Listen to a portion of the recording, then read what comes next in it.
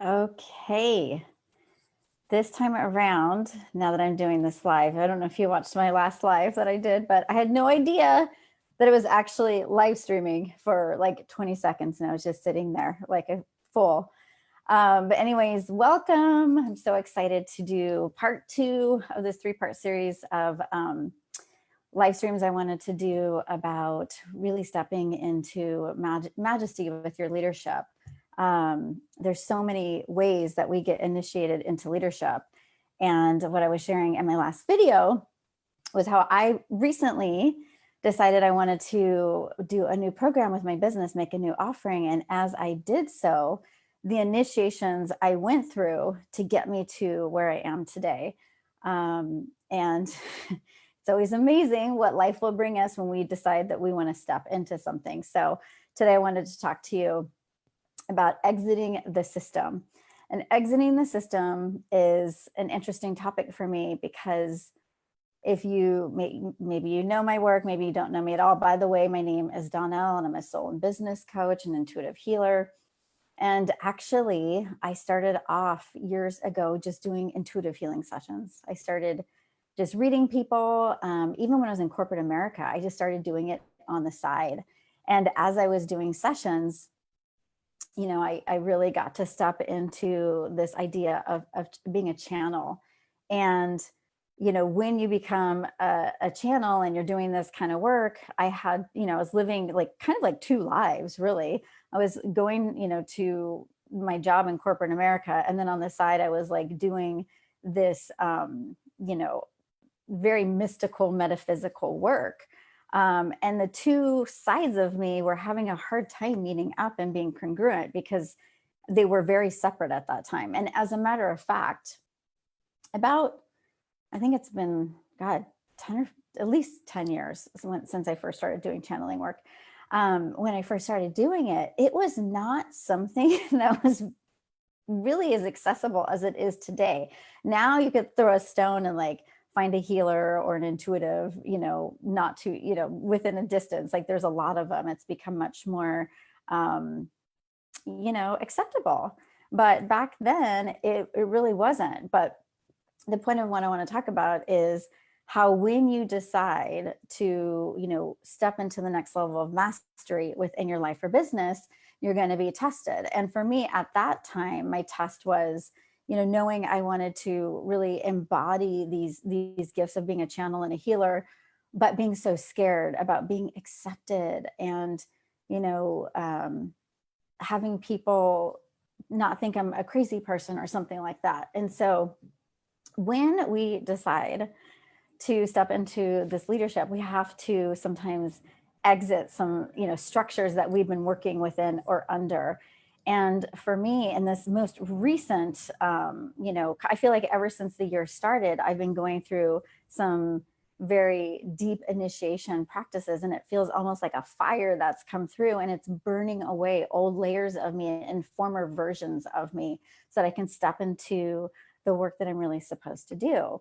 And for me, it came through as having to really look at all the different things that I was doing in my life, all the structures that I was adhering to. So not just, a structure could be, your belief systems. It could be actually like organizations and things that you're aligned to. It could be your family, your tribe. Like I always think of almost like the root chakra and how it like really is that energy in the physical that holds us in place.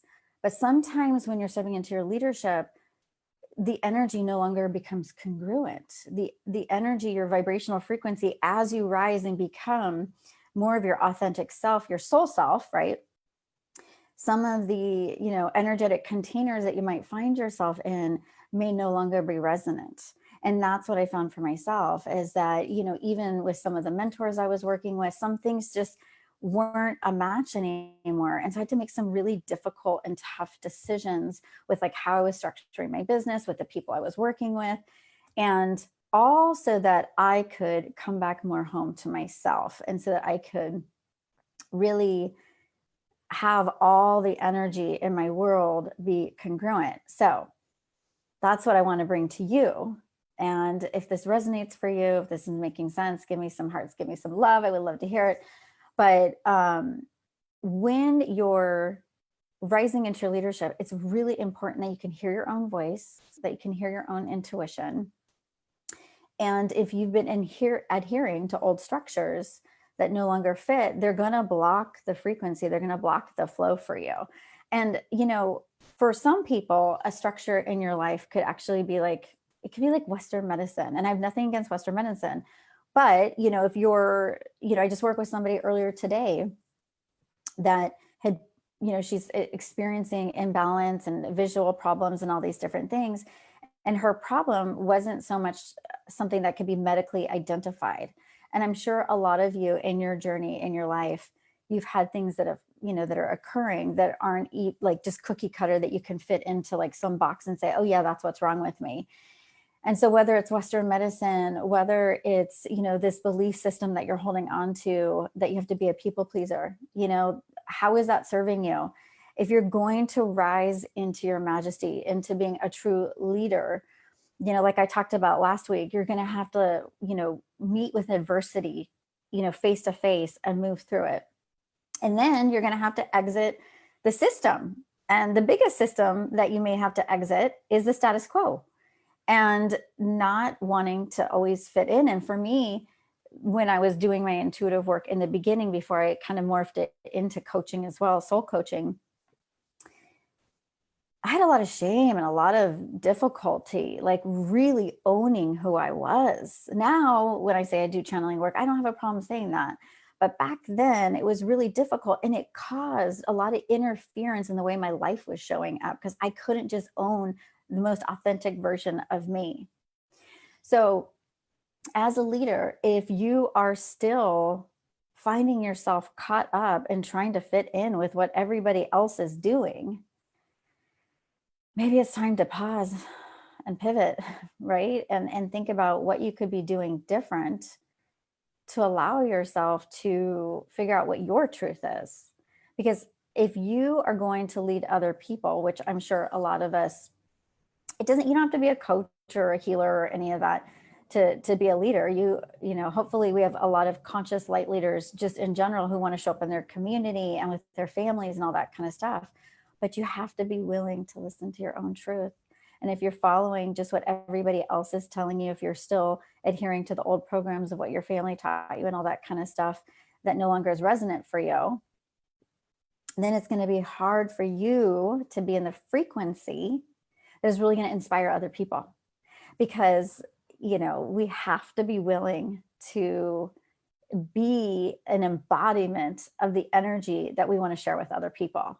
Right. So when I talk about leadership, I'm speaking of it because, you know, not only do I work with leaders, many different types of leaders, but I consider myself to have to like be the example of that within my own personal life. And it's not easy, right? For any of us that step into leadership, you'll find that you'll go through the greatest initiations to really step into the majesty of who you are, to be that, you know, divine infinite expression of source, right? So today, I just want you to consider on your path where you are, to stop asking for permission, right? Stop asking for permission.